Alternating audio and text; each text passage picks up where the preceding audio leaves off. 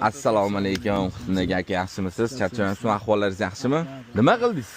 Bitta qoldim. Bitta qoldi. Bu bizani auditoriya olib qo'ysin. Qani bitta ekskursiya nima, qanaqa, nech pul? Nech sotu bu? 2.6 sotu. Xo'p.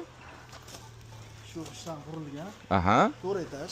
Suvog'i polni bitkizib berasiz. Suvog'ini bitkizib beraman. 4 etaj mansarda ham bo'ladi u yerda. Shunaqa. Xo'p. Kvadraturasi? Kvadraturasi 440. 440 kvadrat. 2.6 sotu 440 kvadrat. Narxi 160 ming. Ya, kelishtirib berasiz, to'g'rimi? Ozgina o'tib beramiz. Joylashgan joyini ayting, lokatsiyani. Lokatsiya Sabzavot arkadan 700 metr. 700 metr, ha, 1 kilometr ham chiqmaydi.